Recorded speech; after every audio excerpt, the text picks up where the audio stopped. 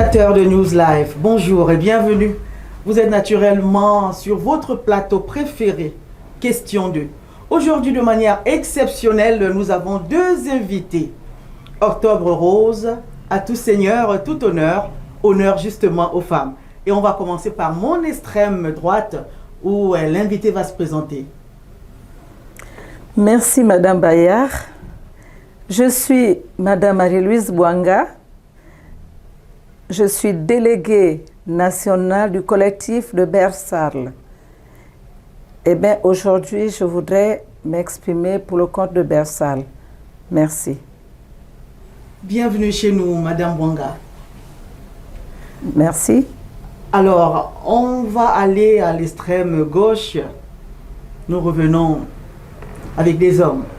Monsieur le Président, bonjour. Bonjour, Juliette. Veuillez vous présenter, s'il vous plaît. Je suis Emmanuel Mvemba, président national du CAP. Le CAP, c'est le Congrès des agents publics, parapublics et privés de l'État. Président du MCVL, c'est le Mouvement citoyen des volontaires de liberté, jeune parti qui nous a conduits à l'élection présidentielle. Donc, par ailleurs, ancien candidat à l'élection présidentielle 2023. Merci beaucoup, Monsieur le Président, et bienvenue à News Live. C'est moi qui vous remercie. Très bien. Alors, question 2, aujourd'hui va traiter de la question, de l'épineuse question concernant les 18 000 épargnants de Bersarles, la bâtisseuse ou le bâtisseur de richesse. Monsieur Emmanuel Mvemba, on va commencer par vous. Vous êtes donc perçu comme un fin défenseur des droits des 18 000 épargnants de Bersarles. Comment justement vous sentez-vous face à cette reconnaissance? Très satisfait de constater que ce que j'aime faire, ce que Dieu m'a donné l'opportunité de faire, c'est ce que je fais, c'est-à-dire défendre l'intérêt général, défendre les droits humains. Et je me suis engagé dans ce domaine depuis 1991 à ce jour.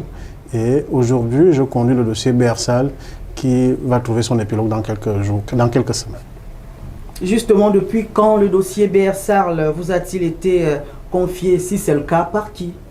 Oui, ce dossier nous a été confié par effectivement la présidente, la déléguée nationale du bureau de Noé, Madame Bouanga Marie-Louise.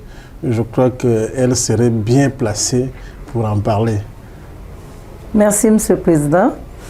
Je me rappelle que j'ai foulé le sol du CAP le 4 août 2019 pour lui présenter le dossier de Bersarles. Eh bien, à ce jour, je compte 4 ans consécutivement que M. Mvemba traite ce dossier, et de manière favorable, bien sûr. Alors, Monsieur le Président, quand est-ce que le dossier Bersarles vous a-t-il été confié? Si c'est vraiment le cas, qu'il vous a été confié, par qui?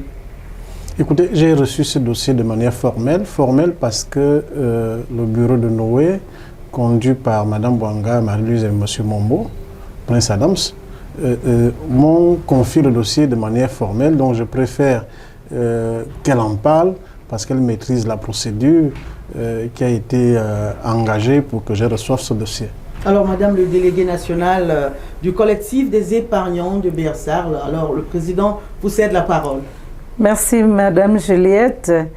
Le dossier de Bersarles, ce jour du 4 août 2019, j'ai pensé à Monsieur le Président du CAP, Monsieur Emmanuel Mvemba, parce que dans son dynamisme, il a toujours traité les problèmes qui gangrènent l'humanité, c'est-à-dire les droits de l'homme.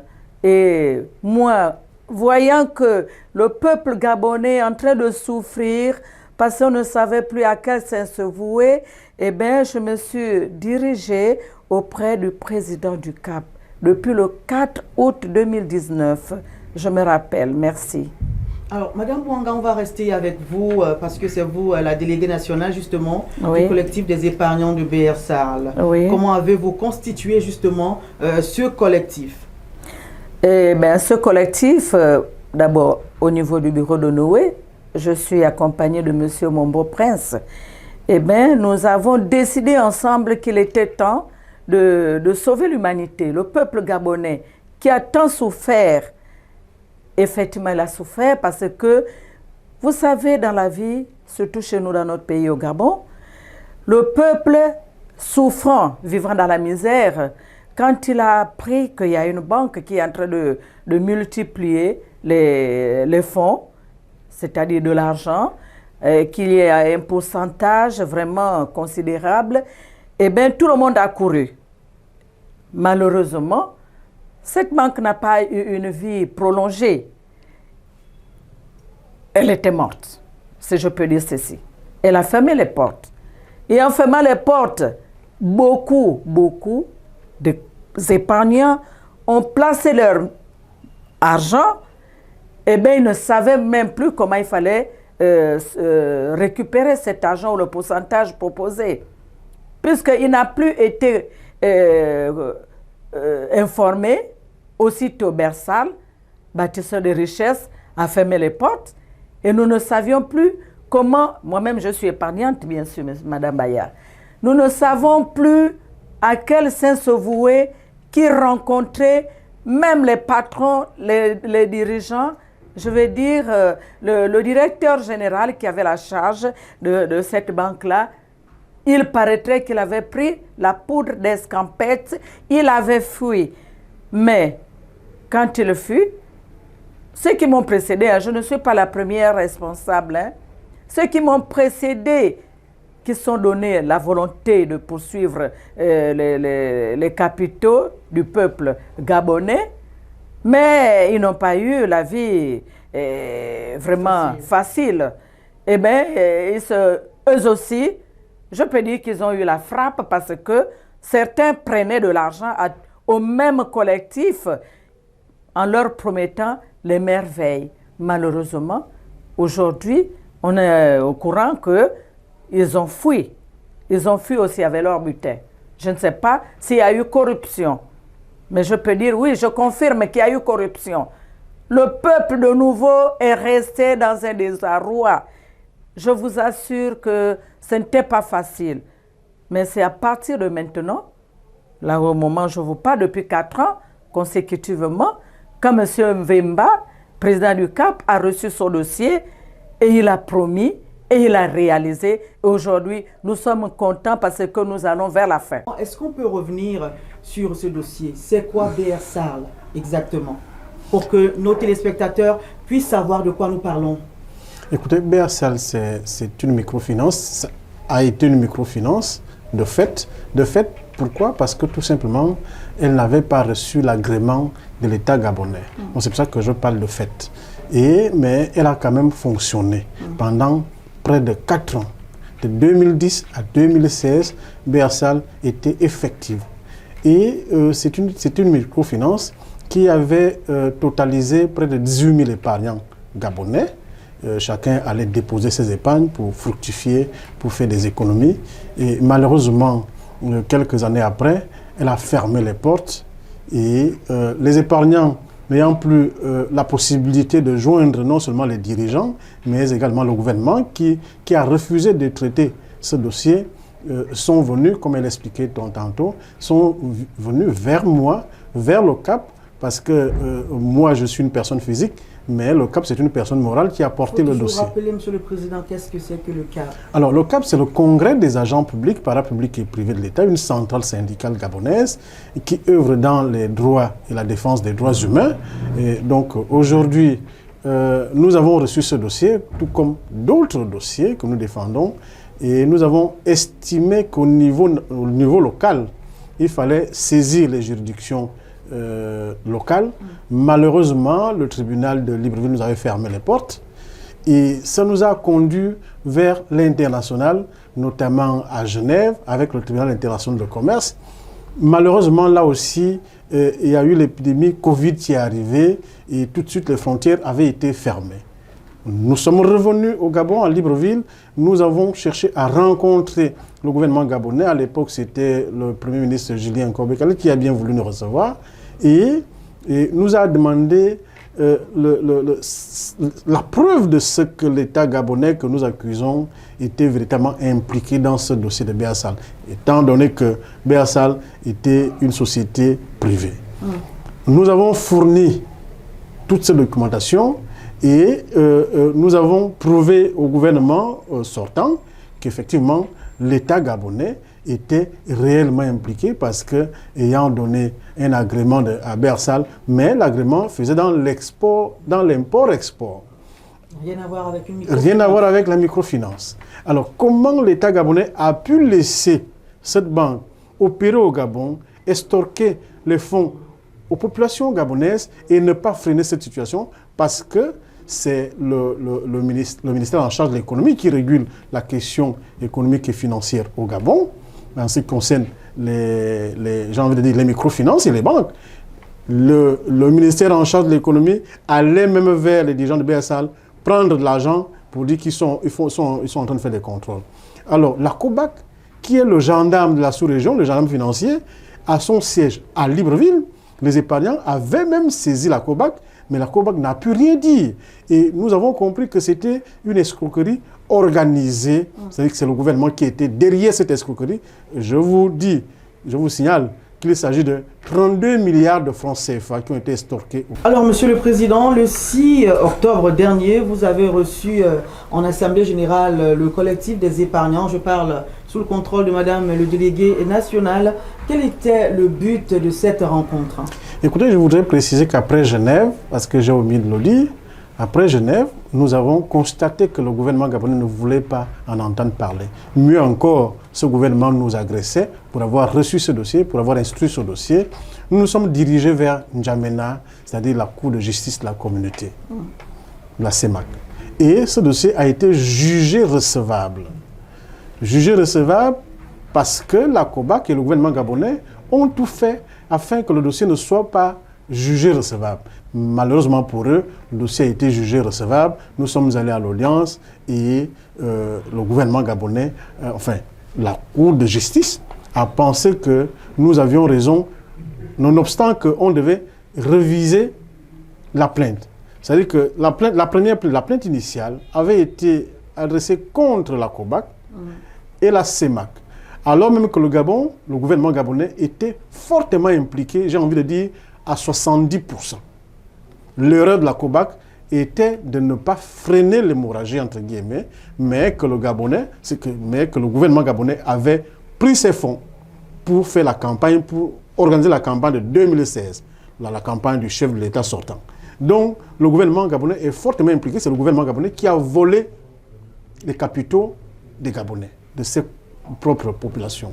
Donc, du coup, nous sommes aujourd'hui vers la fin. C'est pour ça que le 6 octobre dernier, effectivement, nous avons reçu les épargnants de Bersal parce que nous avons estimé qu'à l'arrivée des nouvelles autorités, qu'il fallait saisir le CTRI avant de repartir sur N'Djamena, parce que la Cour de justice vient à nouveau de fixer la 6e audience, j'ai envie de dire l'ultime audience. Mais il était normal pour nous, ayant des nouvelles autorités à la tête de ce pays, d'aviser non seulement au gouvernement, au nouveau gouvernement et au président de la République, le général de division, le général de brigade, que nous repartons sur N'Djamena. Vous avez trouvé un dossier sur la table du gouvernement sortant qui n'a pas voulu examiner, mais nous vous confions personnellement ce dossier parce que nous pensons que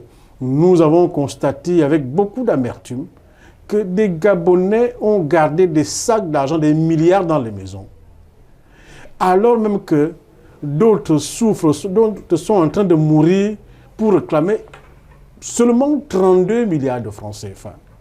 C'est pour ça que nous avons saisi le président de transition, le chef de l'État, à travers une correspondance formelle pour demander son implication personnelle, son intervention personnelle dans ce dossier. D'une part, nous avons aussi sollicité l'accompagnement du CTRI pour une sécurité en N'Djamena, parce que quand nous y allons souvent, nous sommes souvent menacés. Les menaces viennent du Gabon et nous les subissons en N'Djamena. Donc, cette fois-ci, les autorités ont changé d'épaule. Maintenant, c'est une nouvelle classe d'autorités. Donc, que ces autorités puissent nous accompagner diplomatiquement et de manière sécuritaire. Donc, voilà les deux objets qui nous ont conduits à recevoir les épargnants. Et je veux le dire, je peux le dire, puisque ça a été fait. Nous avons rencontré personnellement aussi le chef de l'État. Et nous avons demandé au chef de l'État de nous aider pour que ce dossier trouve son épilogue. Alors, pour le chef de l'État, il faut aller à N'Djamena, prendre l'ordonnance, et après, il va agir en tant que chef d'État. Parce que nous avons même demandé au chef d'État d'arrêter de procéder à l'arrestation de tous les Gabonais qui ont été au fait de ce dossier, qui ont volé leurs concitoyens. Donc, nous pensons que c'est un pouvoir militaire, puisqu'il s'agit de rénover, il s'agit de réfléchir un nouveau Gabon. Alors, tous ceux qui ont escroqué les Gabonais doivent pouvoir être arrêtés. Donc, voilà pourquoi nous avons convoqué les épargnants le 6 pour leur faire ce compte rendu, non seulement des échanges que nous avions eus avec le chef de l'État, mais également de la démarche confier le dossier au chef de l'État pour instruction, enfin pour intervention personnelle. Monsieur le Président, tout ce que vous veniez de citer tantôt, est-ce qu'on peut dire que c'est l'ensemble des démarches que vous avez entreprises pour mener à bien le dossier BR Sarl? Non, je n'ai pas cité toutes les démarches. Nous sommes allés vers la commission pour l'enrichissement illicite, mais qui ne nous a pas reçus parce qu'à un moment donné, quand nous arrivons à la commission pour l'enrichissement illicite, ils vont déserter les bureaux. Je le dis sans gants. Ils vont déserter les bureaux et ils vont nous envoyer les secrétaires pour dire, mais allez-y dire à M. Mvemba et son équipe que c'est pourquoi c'est ici qu'il amène ce dossier. Comme si ce dossier-là sentait mauvais, comme si ce n'était pas des Gabonais qui étaient concernés par ce dossier. Je ne sais même pas pourquoi ces gens-là sont nommés à de telles institutions, à de tels postes, alors qu'ils sont là pour être au service de la nation et au service du peuple souverain. Alors, nous n'avons pas compris cela. Et c'est pour ça que, par ailleurs, j'ai même souhaité que des institutions comme ça soient dissoutes. Parce que ça constitue des gouffres aujourd'hui, alors qu'ils ne font pas le travail pour lequel les Gabonais les avaient placés là. Donc, voilà ce que nous avons fait. Nous avons saisi l'Union internationale des services publics et assimilés, qui a son siège au Portugal, pour dire, voilà les Gabonais sont en détresse, nous souhaiterions avoir votre appui. Et cet appui nous a été accordé parce que vous voyez que nous sommes au 6e voyage. Vous pourriez demander comment vous faites pour y aller à chaque fois parce qu'un seul billet Libreville-N'Djamena, les retours coûtent 995 000, j'ai envie de dire 1 million. Et nous y allons souvent en délégation. Parce que nous avons même la presse. Parce que tout ce que nous voulons faire doit être transparent. Parce que si nous-mêmes, il y a un verdict qui est donné au niveau de N'Djamena et que nous voulons étouffer, quand la presse est là, la presse va faire un compte rendu objectif au peuple gabonais. Parce que nous avons promis à ce peuple qui constitue 18 000 personnes que nous allons vous accompagner jusqu'à la fin de ce dossier et nous allons gagner ce poste. Madame Marie-Louise Bouanga, en votre qualité de déléguée nationale, vous avez souvent été dans la délégation qui accompagne Monsieur le Président du Cap à la Cour de justice de N'Djamena. Est-ce qu'à chaque fois, les épargnants se disent que cette fois-ci, c'est la bonne, on aura de bonnes nouvelles? Oui, Madame Juliette, en ce qui concerne les épargnants, ils sont tous contents. Ils sont tous contents parce que nous avons perdu beaucoup et beaucoup d'épargnants. Pas moins de 200 Gabonais qui sont morts. En laissant leur argent, leur épargne dans les poches des dirigeants gabonais qui étaient incapables, ne fût-ce que pour leur ouvrir leurs portes. Maintenant, au niveau de la Cour de justice internationale, toutes les missions que nous avons toujours effectuées ont été fructueuses. Vraiment très fructueuses. C'est des bonnes promesses. En tout cas avec le tribunal, hein, pas du Gabon qui est piraté, mais à l'étranger. Je vous assure, c'est des promesses qui ont déjà vu le jour. Parce que nous sommes déjà à 60% de victoire pour ce dossier. Et bien, puisque le gouvernement gabonais nous a tellement dévié. On précise l'ancien gouvernement. L'ancien gouvernement, autant pour moi. C'est l'ancien gouvernement, les PDG. Ce sont les PDG, c'est ça je le dis bien, qui ont été méchants et qui nous détournaient les rendez-vous Pour certains, ils ne voulaient même pas se présenter. Toujours des reports. Un report égale 45 jours. Report sur report, 90 jours, jusqu'à arriver à la période des élections générales. Je ne sais même pas quel est le rapport qu'il y avait entre la Cour de justice internationale pour une audience et les élections. Nous avons constaté même que le ministère en charge de l'économie qui nie avoir, j'ai envie de dire, remis l'agrément à Bersal, a liquidé cette société, a liquidé cette microfinance. Alors c'est le paradoxe quand même. Vous n'avez pas, j'ai envie de dire, vous n'avez pas autorisé une société d'exister, mais vous procédez à sa liquidation. Et quand ils l'ont fait, ils n'ont même pas impliqué les épargnants, parce que la loi est claire là-dessus.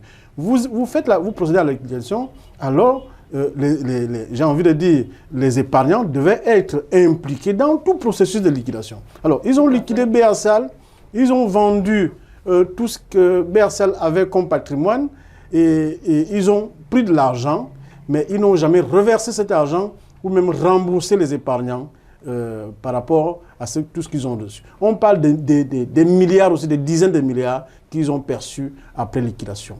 Donc, vous voyez à quel niveau on avait des dirigeants commerçants, parce que c'est ça le terme, des dirigeants commerçants qui ne pensaient qu'à eux-mêmes au lieu de penser au peuple. Je rappelle qu'on est dirigeant, on est gouvernement ou président de la République parce qu'il y a un peuple. Mais si vous maltraitez le peuple, vous allez diriger qui? Donc, nous étions dans un état de dictature sans précédent. Et aujourd'hui, je crois que c'est Mme Bouanga qui le disait tantôt, nous avons des nouveaux dirigeants qui prêtent une oreille attentive par rapport à ce que nous faisons, par rapport à ce dossier. Nous allons tout simplement croire qu'ils vont nous accompagner comme nous l'avons demandé. Monsieur le Président, le dossier Bersal qui concerne, rappelons-le à chaque fois, au moins 18 000 familles gabonaises, pas personne, continue de faire pleurer certains. Avec la transition, est-ce que vous avez engagé les mêmes démarches qu'avec ceux qui étaient là bien avant? Bien entendu, le 7 septembre dernier, nous avons déposé une correspondance officielle au chef de l'État, au général de brigade, pour dire voilà, vous avez trouvé ce dossier, essayez un peu d'en examiner et nous demandons votre implication personnelle. Parce que nous avons opté pour deux voies, deux approches. L'approche judiciaire, c'est celle-là qui nous conduit jusqu'à N'Djamena, et l'approche politique. Parce qu'un chef d'État peut dire, c'est mon peuple, s'il vous plaît, n'allez plus à N'Djamena, je règle ça ici. Donc, nous croyons sur cette approche parce que le président est venu pour sauver le peuple, pour libérer le peuple, comme il me le dit. Bon, nous pensons qu'il y a un dossier qu'il a trouvé, les Gabonais souffrent, tout comme le dossier de la Poste. Donc, il y a plusieurs dossiers comme ça. Mais les gouvernants sortants ont souvent estimé qu'une fois, ils font un coup comme ça, entre guillemets, puisque les Gabonais me disent on va encore faire comment, ils laissent tomber. Mais ça n'a pas été le cas de Bersal. C'est pour ça que moi, personnellement, j'ai dit au chef de l'État, quand j'ai eu l'occasion de le rencontrer, de dire il faut qu'on arrête tous ceux qui ont été autour de ce dossier, au fait de ce dossier, parce que sinon l'impunité va continuer, la gabégie, la corruption, les détournements. Il faut arrêter tous ceux qui ont contribué à cette escroquerie nationale. Monsieur le Président, alors que devons-nous retenir? Est-ce que le dossier Bersal est clos? Alors, le dossier Bersal est presque clos. Pourquoi? Nous avons effectué 5 voyages pour 5 audiences. Nous partons là pour une 6e audience de clôture d'ailleurs, et nous voulons rassurer les épargnants de ce que ça a été long, certes, mais fructueux. Et aujourd'hui, nous y allons vers la fin de ce dossier, et l'objectif ici, c'est de vous ramener l'ordonnance tant attendue afin de passer au paiement immédiat. Et c'est pour ça que nous appelons à la mobilisation de tous les épargnants, pas seulement ceux de Libreville. Parce que nous constatons que c'est seulement Libreville qui s'active et un tout petit peu Port-Gentil, mais alors que le dossier concerne l'ensemble des populations gabonaises. Port-Gentil a un peu plus de 6 000 épargnants. Libreville, un peu plus de 6 000 épargnants également. Mais le reste des provinces constitue les 18 000. Donc, alors, eux, ils ne s'activent pas. C'est seulement Port-Gentil et Libreville qui s'activent. C'est une injustice aussi. Quand vous vous engagez à quelque chose, allez-y jusqu'au bout. Parce que le problème des Gabonais, c'est qu'ils ne veulent jamais faire des efforts. Ils attendent tout sur place. Alors, le Gabonais aussi, c'est qu'il commande seulement devant sa régable au lieu de lutter pour recouvrer ses droits. Donc, à ce niveau-là, venez au siège et ceux qui sont en retard, nous avons obtenu une dérogation du tribunal, de la Cour de justice de la CEMAC, pour que l'on enrôle les retardataires, parce qu'il faut vous le dire aujourd'hui, nous avons pu enrôler 6059, un fichier qui est déposé, c'est les 6059 épargnants sur 18 000. Donc, c'est pour ça que nous avons saisi la Cour pour dire, est-ce qu'on peut obtenir une dérogation pour le reste? Ça nous a été accordé. Donc, avant notre voyage, venez vous faire enrôler afin que nous n'ayons pas de réclamations après. On a la date du voyage en 2 mots? Je préfère parce que nous avons toujours été menacés. Une fois, nous donnons la date, mais je dis, nous sommes à quelques heures du voyage.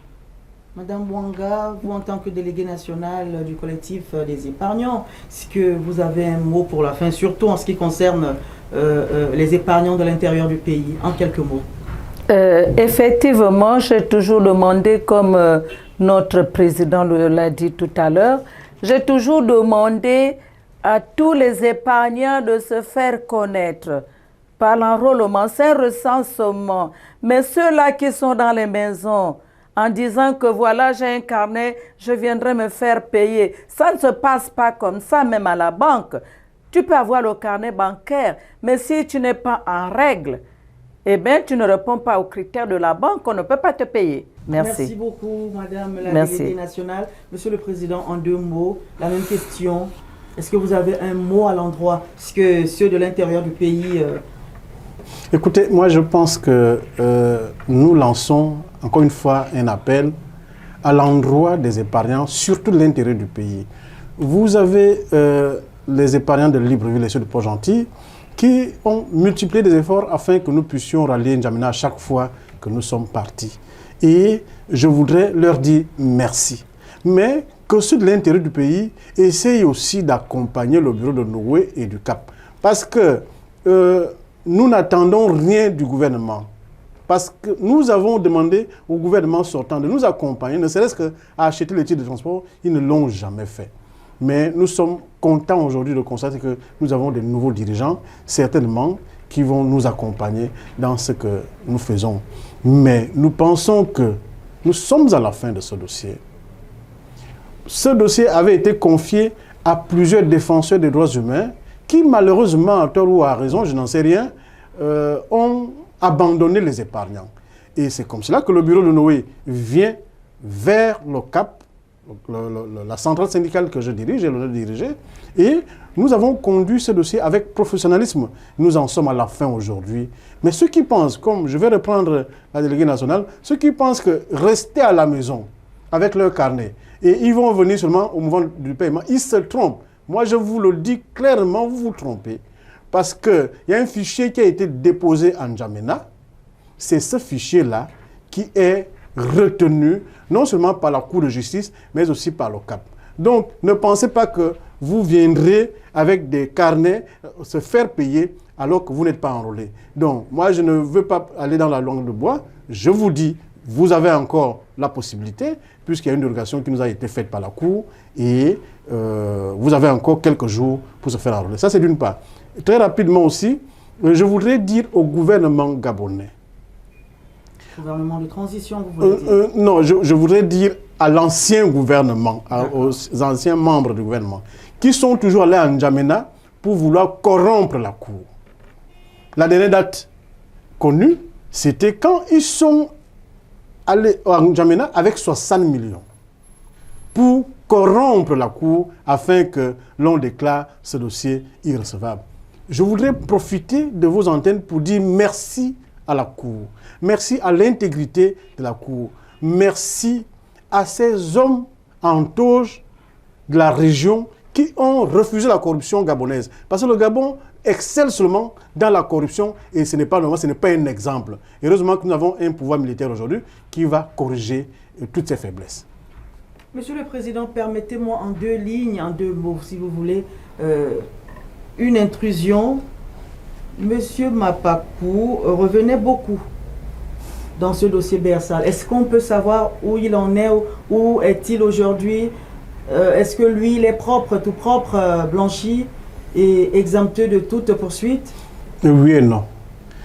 Oui, parce qu'il a été mis à la tête de Bersal en tant que directeur général, sachant que ce n'était pas lui le propriétaire de Bersal, mais juridiquement, il est poursuivable. Non, parce que Mapakou a été utilisé par les barons du régime sortant. Aujourd'hui, ils ont même facilité le départ de Mapakou du Gabon. Et quand nous avons mené des investigations, nous constatons même que M. Mapakou n'a même pas les moyens pour payer sa chambre là où il vit aujourd'hui. Et quelqu'un qui aurait détourné 32 milliards ne pourrait pas vivre dans cet état. Donc nous pensons que nous ne poursuivons plus Mapakou, nous poursuivons l'État gabonais. Mapakou a été utilisé tout simplement.